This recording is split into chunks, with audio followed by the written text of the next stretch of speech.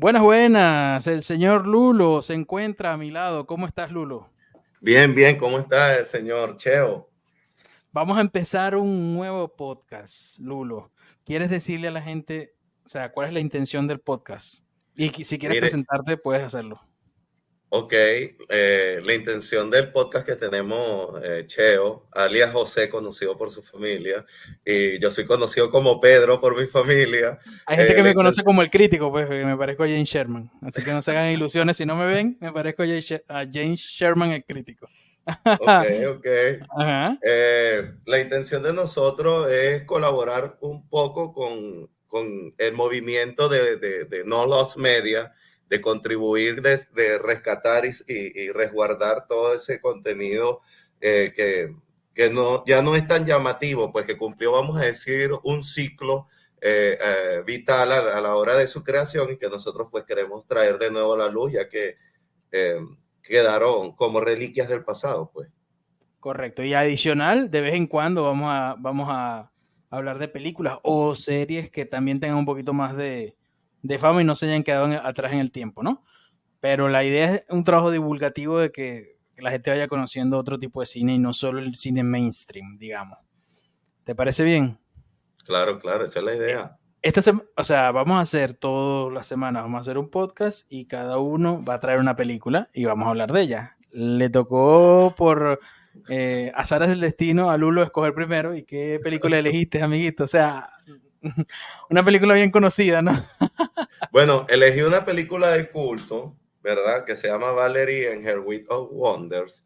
Ujú. Es una película cargada de mucho simbolismo. Es una película que si la ves desde el punto de vista de la era en la cual estaba, iniciando la mejor década para el cine, para mí, en cuanto a libertades, a diálogos, a ¿Cuál es trama, la década favorita tuya? A ver. los 70. Sin duda alguna. No hay Entonces, comparación. 70 son los Messi del cine. Así Entonces, que, allí tú sin te duda. das cuenta con que la libertad creativa que estaba imperante en cuanto al cine, ¿no? Hay que recordar que esta es una película que bebe mucho del expresionismo francés de los 50 y de los 60, en los cuales Godard es uno de los De- aventajados de eso. Mejor conocida como la Nouvelle Vague. Ajá. Entonces, esta ola de cine checo, que se llama como que la nueva ola de cine La checo. nueva ola checa, sí, correcto. Sí, entonces ellos buscaron beber de todo esto, de lo que pudiera ser el cine alemán de los 20 y de los 30, de este cine francés, a su vez de otras cositas que estaban sucediendo por allí, y buscaron, ¿no? Mediante simbolismo, recrear una historia ambientada vamos a decir, en el Renacimiento, ¿no? Porque es un pueblito, la historia de una adolescente a través de los cambios, ¿no? Que interponía la sociedad de su época a través de su historia, ¿no? De su narrativa para transformarse en una mujer. Correcto. Bueno, si quieres, vamos a dar una pequeña sinopsis que conseguí en Film Affinity. O sea, no me maté mucho la cabeza buscando. Eh, y bueno, digamos, una sinopsis que no te revela demasiado. Creo que no le hace justicia mucho a la película, ¿no? Pero bueno, vamos a decirla. Al pueblo de Valerie, una muchacha de 14 años que vive con su abuela, llega a una compañía de cómicos ambulantes, entre los que se encuentra un hombre capaz de las más diversas metamorfosis. Esa es la sinopsis, pequeñas, casi sin spoilers de la película. Al respecto de lo que estabas diciendo de la nueva ola checa, tengo entendido que esta película, digamos, fue la última película de esa ola, porque terminó en ese año, básicamente por el tema del tema político en República Checa. En Sí. ese entonces era Checoslovaquia. ¿Ok? Recordemos que, para darle un poquito de contexto histórico, Y era parte del muro soviético. exacto, para darle un poquito de contexto histórico a la cuestión, porque sí tiene que ver bastante algunos temas de la película con eso, es que en 1968 se sucedió la primavera de Praga, cuando el Partido Comunista, que estaba dominando, entre comillas, el Checoslovaquia, quiso apartarse un poquito del comunismo más duro, me refiero, más o menos así. Más estalinista, Más imperante estalinista, exacto. Pero bueno, tú sabes cómo es. No el puedes mezclar poder. el agua con el aceite. Vamos a decirlo así. Otra cosa que iba a decir, aquí están todos bienvenidos al podcast, pero el que se ofenda, no hay ningún problema, puede apagar y puede irse, o sea, no hay ningún problema. Aquí no vamos a estar privando la libertad de expresión a la gente para no ofender a nadie. Entonces, cada uno va a decir las cosas que piensa sin ningún problema, ¿ok? Con respeto, por supuesto. ¿Estás de acuerdo, Lulu? Por supuesto. Ok. Para eso, con respecto a la Primavera de Praga, recordemos que después de la Segunda Guerra Mundial, la URSS se hizo cargo, digamos, de Checoslovaquia y puso un gobierno títere ahí en, en Checoslovaquia. Bueno, Checoslovaquia estuvo invadido En, primero por los nazis y en después Praga. en Praga, sí. Recordemos que Sí, que los checos estuvieron invadidos por los nazis primero y después por los soviéticos.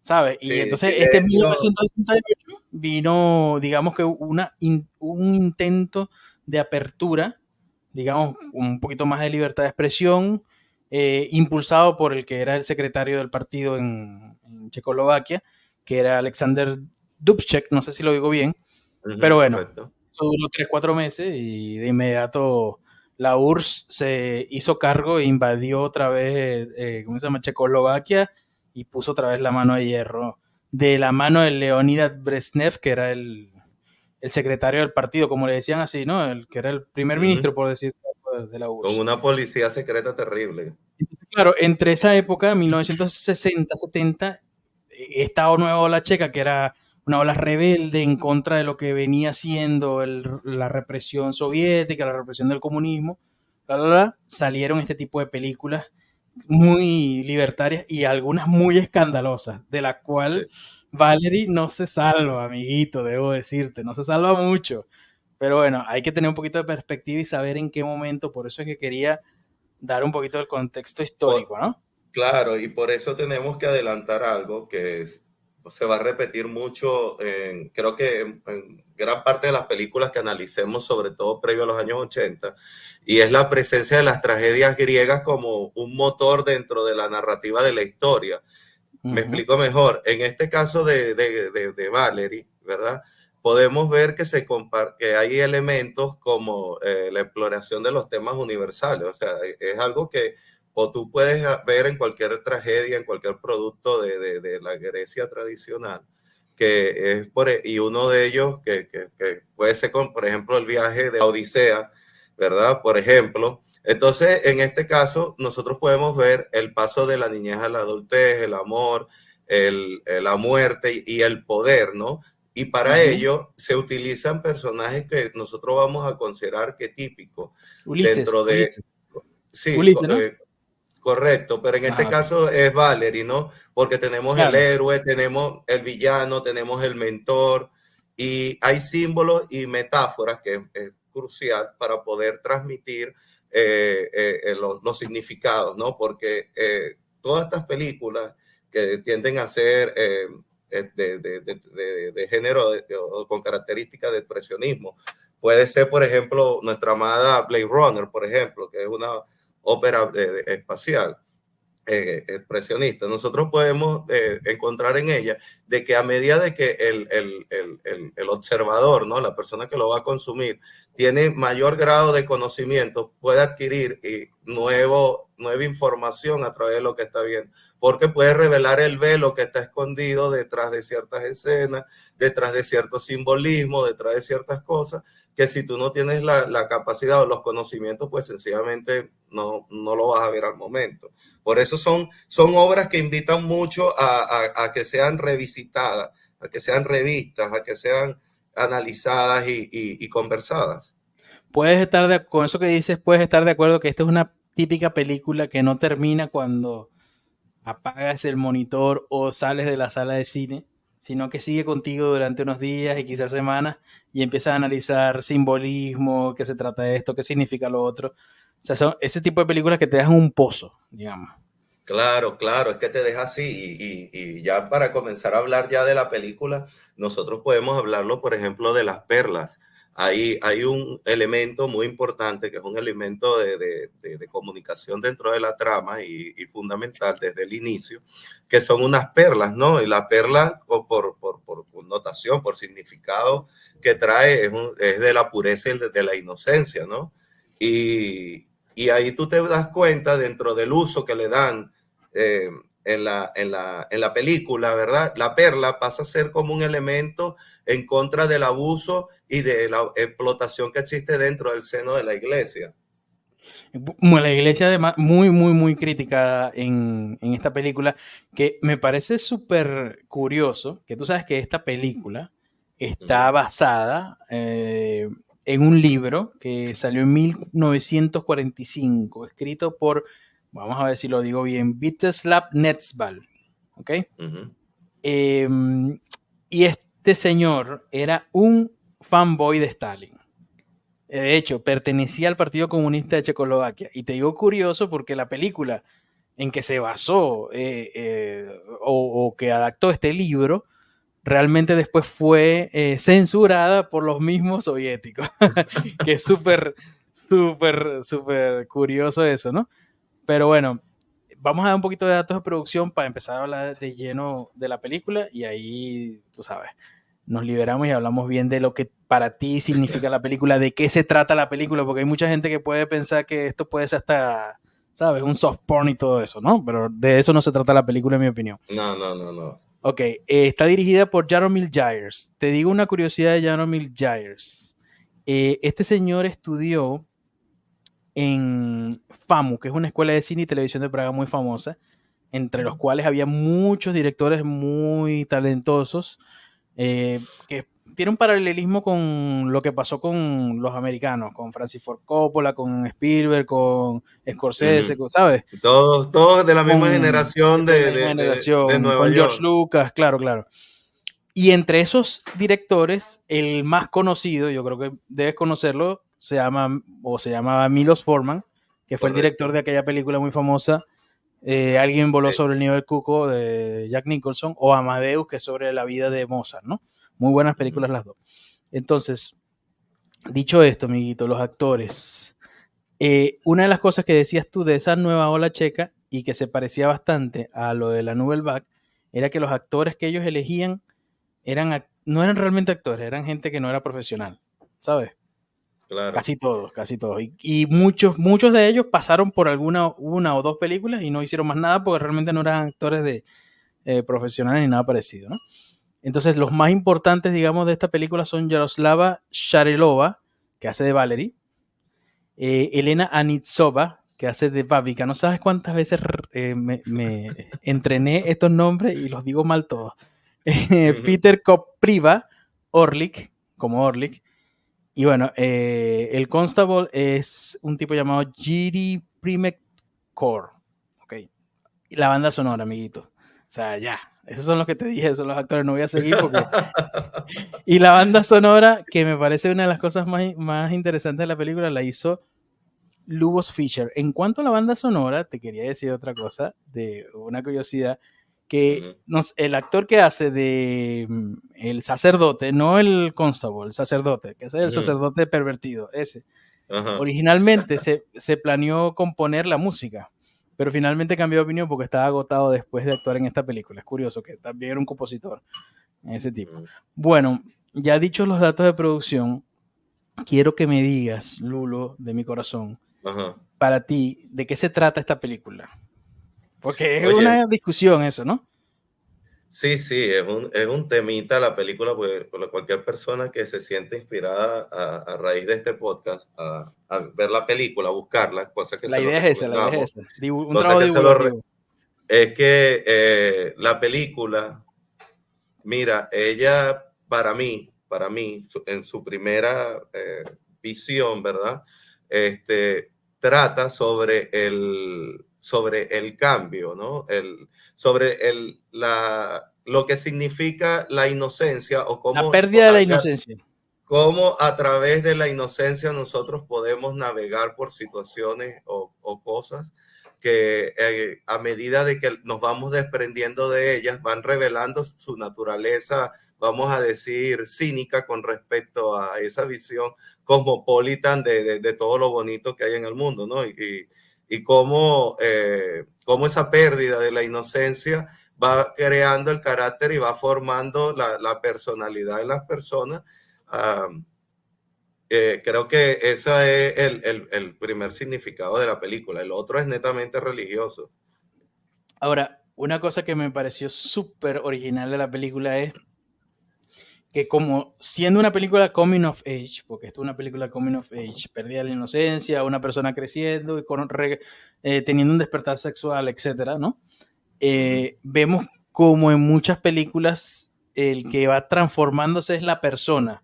O sea, no solo Correcto. física, sino mentalmente. Aquí es al revés. Aquí la persona se transforma físicamente, la protagonista, pero los que cambian son los que están alrededor de ella. ¿Sabes? Todos Claro. esos actores que están al lado de ella van cambiando su visión de Valerie.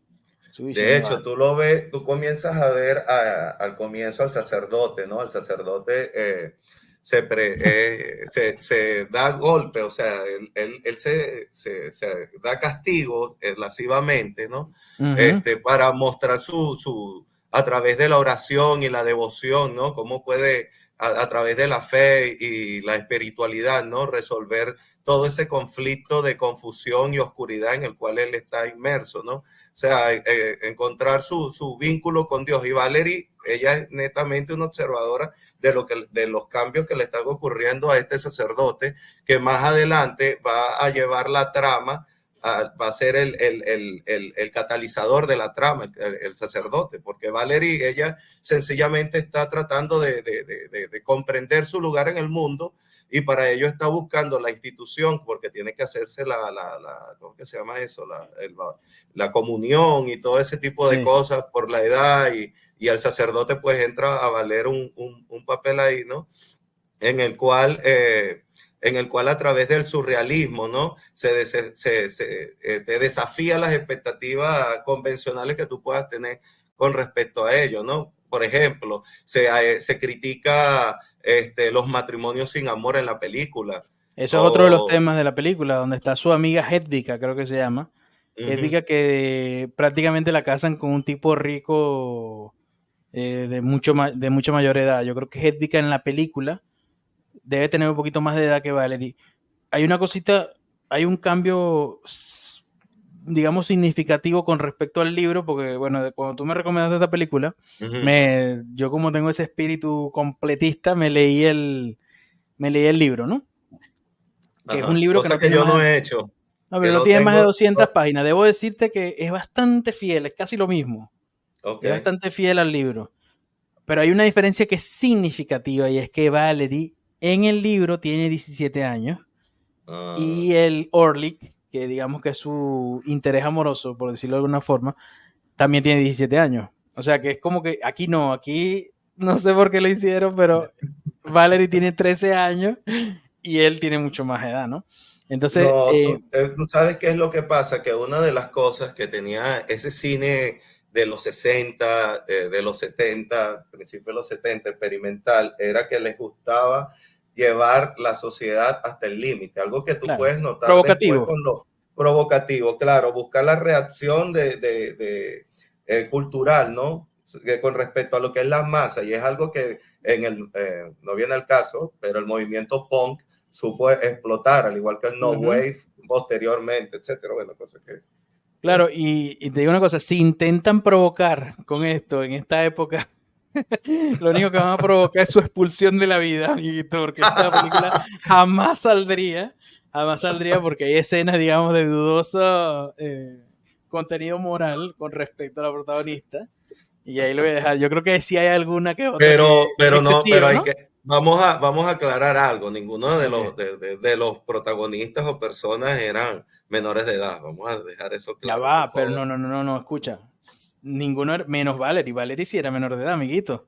La actriz, te voy a decir Ajá. algo. Te- Oh, Mira, amiguito, o sea, no, te voy a romper el corazón. ¿Quieres no. que te lo rompa? Te voy a recuperar. Mira, ella estaba, tenía 13 años, pero su madre la acompañó en todas las escenas que hizo, ¿sabes? Siempre, o sea, como digamos como chaperona, pero no sé si la Ajá. madre le gustaba mucho el movimiento o era así liberal, así como el director y los escritores, que no puse ningún pero, ¿no? Pero hay unas cosas que, uy, te hacen ver, o sea, es como que desafían Sí, sí, tus desafían principios, la... digamos, pero hay que ponerlo en contexto, hay que ponerlo en contexto.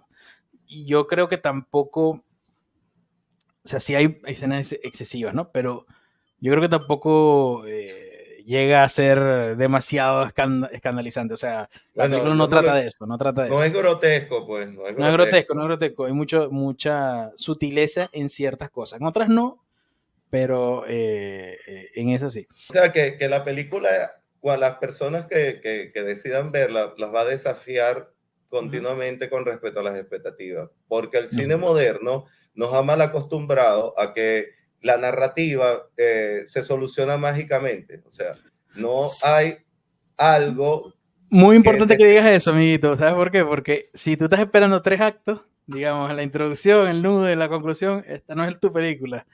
De No, eso no, no no. hay ningún. Es más, hay elixir loquísima, ¿sabes? Así como la Nouvelle Vague. Si han visto películas de Godard o de Truffaut, sobre todo de Godard, porque Godard era el Sí, de más Godard sobre todo. radical, yo creo, ¿no?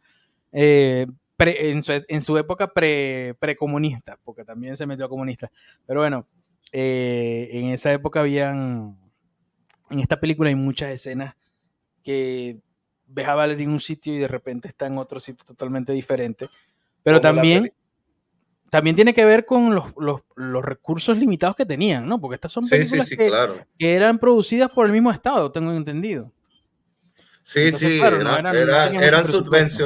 eran subvencionadas Por por el ejemplo, hay una gobierno. parte donde que a lo mejor las personas que lo vean se pueden llegar a confundir, donde Valerie está en su habitación, ¿verdad? Y de inmediato pasas a otra escena, por ejemplo, creo que es en la escena donde están consumando el matrimonio Hedvika y su Ujú, marido mayor. Entonces tú ves ujú. que Valerie está en su habitación y tiene como un velo, ¿no? Y abre un poquito el Correcto. velo y de repente pasamos a la habitación de donde está Hedvika y su marido Pero, y ves el velo, ¿sabes? En la cámara, pues, digamos que es como que diciéndote que ella, a través de los pendientes, supongo yo, tiene la posibilidad de tener esas visiones desde su cuarto, puede ver eso. no son tanto visiones, o sea, son, desde mi punto de vista, son como Valerie imaginando su vida colocándose en lugar de otros. Por eso es que Ah, muchas ok. de esas escenas tienen ese alto grado de fantasía, como que Ujú. no te están contando bien la historia, sino que ella es como una espectadora en todo, porque ella está imaginando la vida que hay más allá, fuera de la opresión que ella vive dentro de su casa, siendo cuidada por su abuela. Ve que al final de la película, Vaya hacia, personajito la abuela. sí, sí, cómo no, que ya hablaremos de ella en un momento, pero ya hacia el final de la película, ella se reencuentra con sus padres.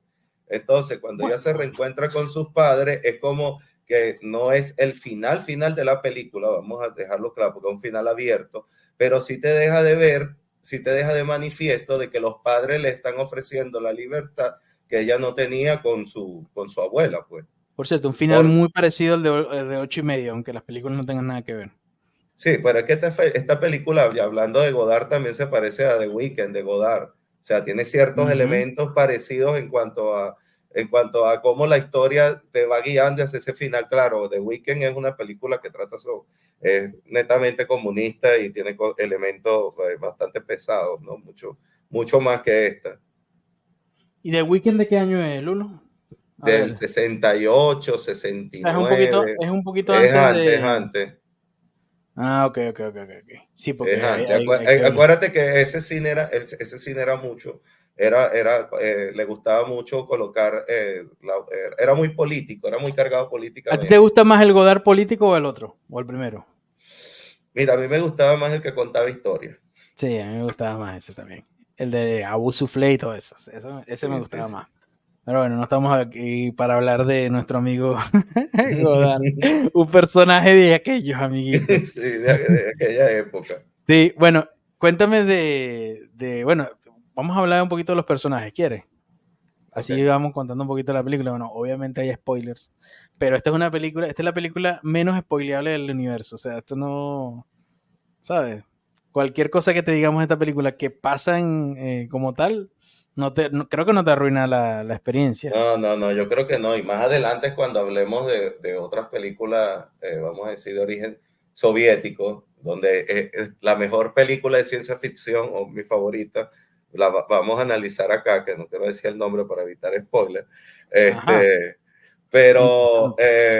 cuando lleguemos a hablar sobre esas otras películas, se van a dar cuenta que son muy difícil tragarse un spoiler, porque más bien los spoilers te ayudan a navegar a través de la película.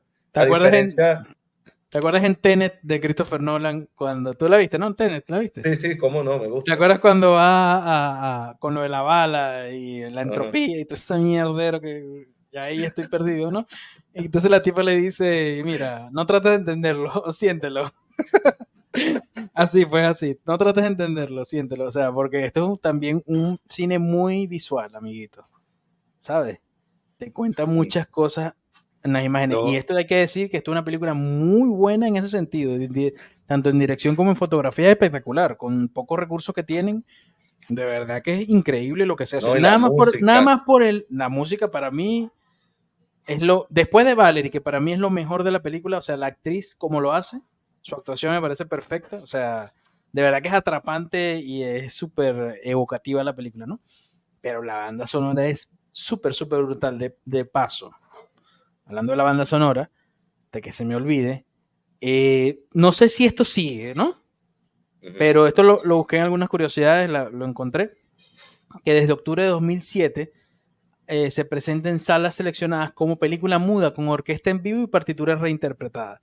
El proyecto se conoce como el Proyecto Valerie. O sea, es una banda que toca digamos, en la banda sonora de Valerie, pues. Y claro, la banda sonora se ha reeditado y se ha remasterizado más veces que la propia película.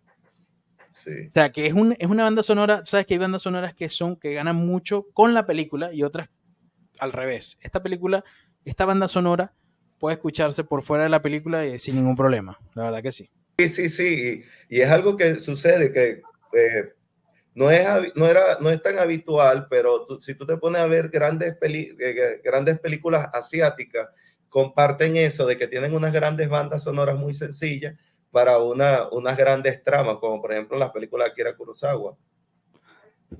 Akira Kurosawa, yo no sé si no es mi director favorito, pega en el palo, amiguito. Me diste en el corazón ahí, ¿viste? Pero podemos utilizar eso, o sea, que son producciones que tú sabes que son de bajo presupuesto, pero la forma en la cual logran unir música, arte, efecto, trama, etcétera. O sea, hacen una comunión perfecta de todos esos elementos y minimizan el hecho de que la película, pues a lo mejor no tenga los mejores efectos visuales, a lo mejor no tenga la mejor escenografía, pero la Pero para película en mí es conjunto perfecta. gana muchísimo más. Para mí es perfecta. Por ejemplo, alguien que esté conociendo cine, que esté interesándose por cine actualmente, que no tenga, o sea, que sea joven, digamos, y que conozca así como terror elevado, digamos, lo que está haciendo A24 ahora mismo, ¿no? ¿Sabes? La productora que está haciendo las películas de. ¿Cómo se llama el tipo que hizo Beau is Afraid? Siempre se me olvida el nombre. Ya te digo cómo se llama. Eh, este señor Ali Aster, ¿sabes? Que hizo Ari Aster. ¿Sabes de quién te hablo? No. Que hizo, ¿cómo se llama? Midsommar y Hereditary. ¿Sabes cuáles Ah, son esas ya. películas? Uh-huh. Bueno, eso es un terror, digamos, que te cuenta una historia más allá de darte un susto. Lo realmente importante es la historia. Entonces, las personas que estén interesadas en ese cine, como el de Ari Aster o el cine de Robert Eggers, que para mí es un director de los actuales muy interesante, todo lo que saque lo veo seguro, que por cierto, este año, 2024, va a sacar el remake de Nosferatu, amiguito. Uf. Bueno, si no sabes quién es Robert Eggers, es el que dirigió La Bruja, que me parece un peliculón brutal, Ajá. muy infravalorado esa película. Y también hizo una película que, bueno, se pegó un ostión terrible en taquilla, eh, que se llama Con El el Hombre del actor, Norte, El Hombre del Norte, El Hombre del Norte. muy buena película. Muy buena película y es una película, digamos, Y todas esas películas y tienen entiendo por qué una. se dio un batacazo en taquilla. Sí, exacto, porque tiene mucho folclore real de los vikingos, no es el típico Exacto. folclore de la serie Vikings, que es muy buena la serie, pero es bastante, digamos, hollywoodiense, ¿no? Entonces este tipo, Robert Eggers, es un tipo que sabe mucho de folclore o investiga antes de hacer las películas bastante sobre eso y tiene ese flavor, ese sabor a cuento, a fairy tale, pero de Europa del Este, como lo tiene esta película. Oye, ya traeremos películas nórdicas para acá. Sí, para terminar con la banda sonora, amiguito, tengo que decirte que contiene Ajá. piezas instrumentales y voces en checo. Se ha lanzado varias veces, como te dije, en álbumes en vinilo. Los lanzamientos más recientes de la banda sonora a principios de los 2000 contenían folletos ilustrados en inglés con curiosidades sobre la película y la música. Es que esta es una película de culto, es Bueno, underground, es una película de culto. claro, pero una de las cosas más famosas de esta película es la banda sonora. Cuéntame cuéntame de Elsa, que no hemos hablado de esa, que es la abuela, que eso sí te debo decir, no me gustó mucho Ajá. el maquillaje como la abuela, porque se veía joven igual, joven No, tú con la sabes qué es cara lo que, blanca. tú sabes qué es lo que pasa, y esto es un spoiler, ¿no? Si Estamos hablando con spoiler, no te vamos preocupes. a, sí, sí, sí. Lo que sucede con la abuela, ¿verdad? Es que al principio, cuando vemos a la abuela pálida, hay otro personaje que vamos a tener que nombrar de, de, de antemano, The ¿no? Constable. Que sí, que es de Polkat. Entonces, las personas que sus energía vital está comprometida con este Polkat, vamos a decir, un demonio, ¿verdad? Vamos a Es decir, como vamos a utilizar. básicamente la Es un- personificación del demonio. Es más, está Sí, basado en Nosferatu. Es tal cual sí, Nosferatu. sí, sí, claro, claro. Acuérdate que eso es parte de la cultura de esa zona Si no la han de visto, la recomiendo. Europa. La vieja, la 1922. Brutal esa Sí, película. sí, muy buena. De esa cultura, de esa zona de Europa, de hecho, Ujú. bueno, no viene al caso, ya me iba a hablar de cosas místicas, ok, en fin. Resulta que ella, al haber tenido una relación con Polka, ella queda como en un estado, como un adicto sin su objeto de deseo, ¿sabes? Todos los días piensa en cómo él estuvo con él y crea esos sentimientos, ¿no? Hasta Un el inciso punto con en el... eso, Lulo. Eso que estás ¿Ah? diciendo es muy interesante. Que quería hacerte un inciso con respecto a eso. Ajá. ¿No te parece que ahí también está hablando de algo muy importante, que es como el complejo este de Simon Freud, el complejo virgen prostituta, ¿sabes? El de la Ajá. Madonna y la Mistress, ¿ok? Sí, Es como que a la juventud, porque esta película se basa mucho en que hay demasiado deseo por la juventud, digamos. Y la gente que va entrando en edad, sobre todo si es mujer, está siendo apartada de la sociedad. Y es lo que estás diciendo claro. tú. Y Es lo que eso estás es, diciendo tú. y eso es lo que le sucede a la abuela de Valerie. Ella se ve totalmente apartada y desplazada por una sociedad en la cual ella ya no es parte porque todo lo que hace es fantasear con esos momentos de su vida, ¿no? Y ella es Ujú. adicta a esos recuerdos y llega a tal punto de que cuando se le vuelve a presentar otra vez el personaje, Polka, ella de nuevo lo que le viene a la mente es recuperar lo que ella tenía antes y llega a un acuerdo, mira, yo te voy a dar esta casa que le toca a Valerie, te voy a entregar a Valerie también y te voy a dar todo para recuperar mi juventud, para liberar, ella liberó toda esa corrupción y esa maldad que ella Para tenía sentir algo, guardada digamos. para sentir algo correcto, para ser joven de nuevo. Y esa codicia y ese egoísmo ella libera, ¿no? Para quitarle a Valerie lo que le correspondía, porque en algún punto ella le manifiesta de que ella es su verdadera mamá y que Polecat es su papá, cosa que es mentira, ¿no? Después se ve que es mentira, sí. Pero ella estaba buscando manipularla porque parte es que ella le iba a entregar a este demonio, ¿no? Que vamos de una vez aclararlo, este demonio vendría a ser una herramienta literaria creada por el autor para colocar, como se veía en esa época de preilustración en la, en, en la Edad Media, sobre todo, y anterior, se veía el deseo sexual, al deseo carnal, a eso, se veía como un demonio, como que fuera el diablo, que No les, se negaba ningún placer, digamos. que les estuviera hablando a las mujeres, en este caso, por cosas del machismo y cuestiones culturales, ¿no? Que siguen siendo muy presentes, ¿sabes? En Sí, de esta que las mujeres de que En las la mujeres sociedad de son ahora, brujas, y etcétera. volvemos al tema de la Madonna y la prostituta. En esta época todavía está ese pensamiento de que si no eres una persona, digamos, si no eres una mujer de tu casa, bien portada y todo eso, no sirves para nada, eres una prostituta, pues. Digamos Y que eso todavía está aquí, instalado.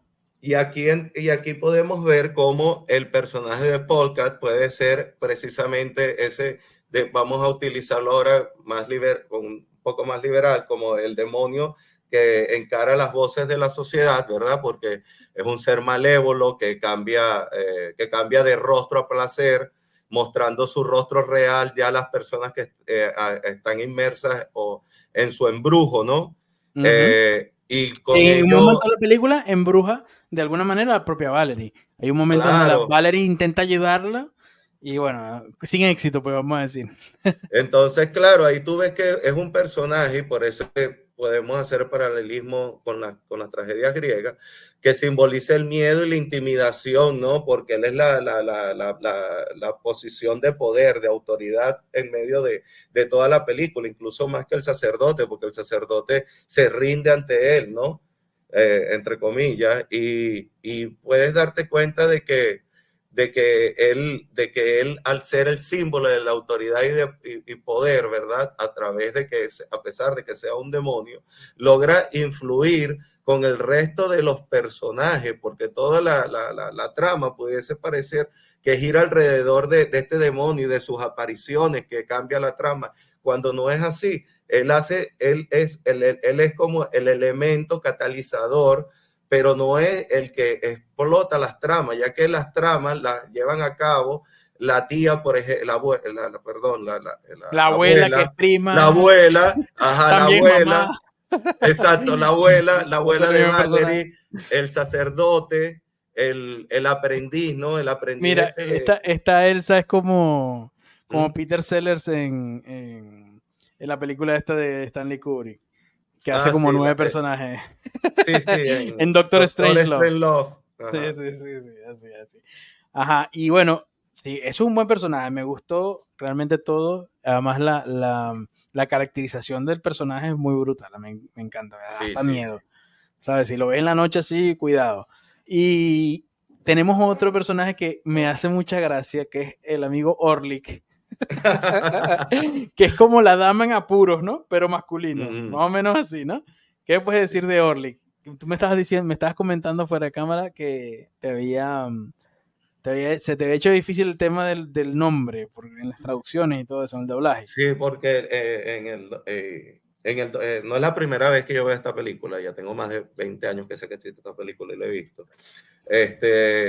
Y resulta que desde el comienzo, ese personaje, por las diferentes traducciones, antes de que existiera la versión de Criterion Collection, se consiguiera versiones, o sea, bien paupérrimas por internet. Eh, Entonces, este personaje en las diferentes traducciones salía con diferentes nombres, ¿no? Entonces no sabías, de hecho, tú ves la versión checa y se llama Orlik, y en los subtítulos en inglés se llama Eaglet. Orliku.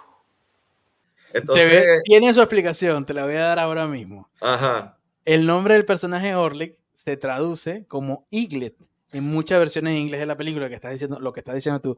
Esto se debe a que la palabra checa Orlisek se traduce ajá. como aguilucho, un término para Ah, un águila joven. Un águila es una especie de ave rapaz. No está claro por qué el autor escribió en el material original de la película, eligió este nombre para el personaje, pero Eaglet, digamos Eagle en inglés es águila. Entonces, bueno, ve, Eaglet es como aguilucho, más o menos. bueno, Esa es la razón. yo me voy a lanzar un triple, pero un triple Ajá, de esos espectaculares, ¿verdad? Tú sabes que ajá, dentro de la simbología, ¿verdad? Dentro de la simbología, el águila ajá. es uno de los animales más importantes, porque el águila tiene la capacidad dentro de la concepción metafísica, ¿verdad? De que el Ujú. águila puede, al llegar a cierta edad, puede arrancarse las plumas, arrancarse el pico y le vuelven a crecer y vuelve a gozar de una segunda juventud, pues. Ah, imagínate tú, esa es Entonces, una buena lectura. esta historia de Orly, y no me había caído en cuenta hasta que tú no me has comentado esto, entonces, al ser él el aprendiz y el medio bajo el cual Valerie puede superar todo el terror al cual fue sometida mediante los pendientes de perla, ¿verdad? Nos podemos dar cuenta de que Orlit significa el cambio, la transformación de esa corrupción hacia lo que significa la pureza y hacia lo que significa el amor puro, pues digamos. Él es el único personaje que... la liberación, porque la felicidad, cuando una persona es feliz, ¿verdad? No le hace daño a otro y vive en su mundo, ¿no? Y, ¿sabes? Vive en armonía. Y es el único personaje que no exige nada de ella, digamos. Exacto, y eso es lo que significa Orlit dentro de eso, dentro de esta historia, que sería la bondad, ¿no? Sería el recurso con el cual el autor, ¿verdad? Nos regala que la salvación, ¿no? Porque por eso siempre lo anda jodiendo. Sí, claro, y es quien salva a Valeria en diferentes oportunidades. También la salva, también llega un momento donde la salva, cuando está atrapada en el sótano, ¿no? Porque, o sea, la morada, pues, digamos, del Constable, que me encanta ese nombre, por cierto. O sea, Constable, que es una especie de agente o algo así, sería la traducción. Me encanta que tenga la morada en el sótano de la casa de Valerie. Por eso es que él quería esa casa, digamos. ¿No? Bueno, pero es que tú también, si te das cuenta, Valerie es salvada por él en uno de los momentos de la historia, cuando están buscando la bruja, ¿no? Porque están buscando el sacerdote, pues al verse, vamos a decir, al ser el centro de atención, ¿no? Al ya no ser esa figura santa, comienza a buscar culpables de lo que está sucediendo. Cuando no es Valerie para nada, porque sabemos, por lo que vio Valerie en un principio, antes de que tuviera ninguna relación con Valerie y antes de que el propio sacerdote le intente violar, porque eso también pasa en la película, pero es que él ya estaba corrupto por completo. O sea, hay una parte donde Elsa le comenta que hace unos años tuvieron una relación, pues digamos, amorosa entre ellos. Antes de Valerie, digamos. Y es que por el sacerdote Valerie, cuando le intenta violar, ella se traga una de las perlas, lo cual reinicia, evita que todos esos actos sucedan. Y más adelante, estamos hablando de unas personas... Tú dices que reinicia el tiempo. Muy importante. Reinicia como al comienzo del día, ¿sabes? Por eso es que cuando ella vuelve a tener interacción, como que mira, pasó tal cosa, ellos no se recuerdan los otros personajes. Y tú ves cuando la queman, porque a Valerie la queman tratando de proteger a su abuela, que no sabía dónde estaba, que estaban buscando una bruja. Ella sale a protegerla y el sacerdote, que de una la toma, no, mira, ella es una bruja, y la queman y ella se traga la otra perla y vuelve a reiniciar todo. Que me da risa cuando se burla, cuando está ahí o sea, a punto de ser quemada, cómo se burla del propio sacerdote. Es divertidísimo. Claro, porque lo que Valerie ha notado durante su crecimiento es ver cómo estos personajes como el sacerdote, como su abuela Elsa, ¿verdad? Viven en hipocresía, viven en una corrupción, son unos personajes que se autoflagelan, que critican las enseñanzas de la iglesia a pesar de que las comparten con todo el mundo. Las comparten porque tienen miedo, pues que es básicamente exactamente, lo que intenta hacer la iglesia. Porque ellos todo lo que tienen es miedo, ¿no? Entonces, y entonces la película ahí te asoma el punto de vista de la enseñanza que tenía la iglesia, ¿no? Con respecto a lo que es la virginidad y la sexualidad, ¿no? Y cómo completamente ejercía, un tema completamente tabú para ellos. Claro, pero que cuando cerraran la puerta de su habitación ya era otra cosa. Y cómo ejercía la presión sobre los adolescentes, ¿no? En la edad de pubertad. Y cómo una serie de figuras, ¿no? Vamos a decir lujuriosas, ¿no? Como puede ser este demonio que encara eso, ¿verdad? Se transforman en figuras, vamos a decir, en recursos literarios, como son los vampiros, como son demonios y etcétera, pues, o sea, diferentes tipos de recursos. Ese, digamos, es el disfraz que estabas comentando tú, que tiene la película para contarte el awakening hay una parte donde empieza la película donde se ve una margarita manchada de sangre y ese es el comienzo, digamos, eso es lo que se pensaba, bueno, y se piensa todavía, que es el comienzo de la doncella a ser mujer, pues digamos, en el momento que le llega su primera regla. Y aquí lo podemos interpretar como una crítica a la forma en cual la iglesia trata la sexualidad y la virginidad, especialmente con las mujeres jóvenes, pues. Y no sé si estás de acuerdo, pero te parece que algunas actuaciones son así como muy teatrales, ¿no?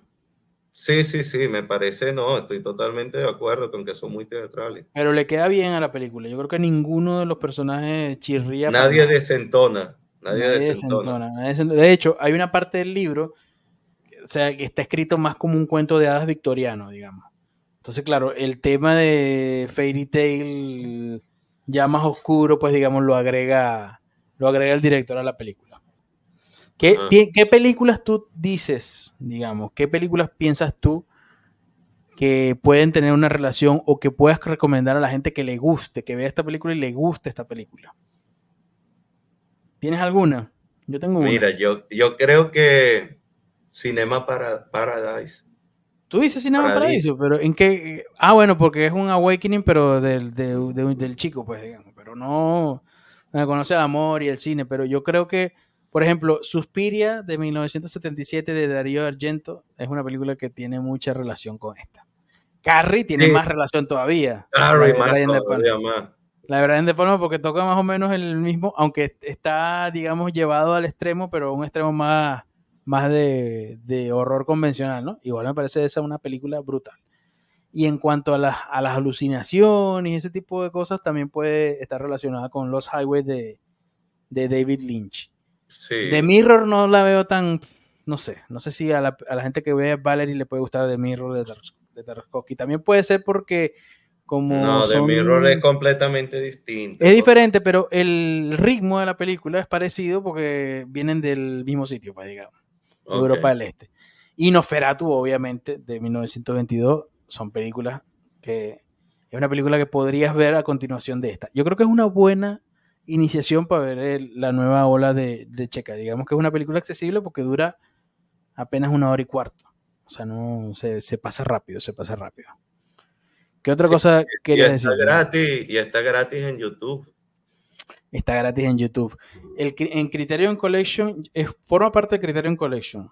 Sí, pero ahí me Y pagué una mensualidad para poder sí, acceder. bueno, pero imagínate, el trabajo que hacen ellos vale la pena pagarla Sí, sí, si tienen cómo el no. dinero.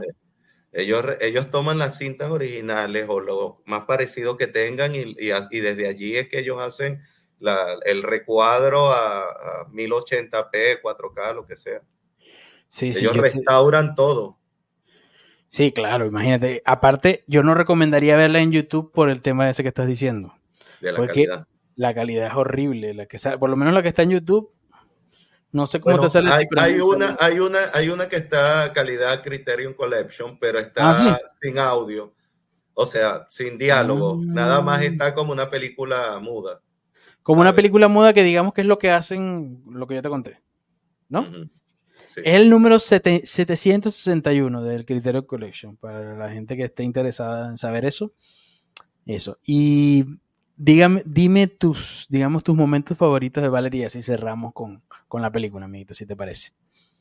Mira, mi momento favorito de la película es cuando ella está en el lago, en el río, ¿sabes?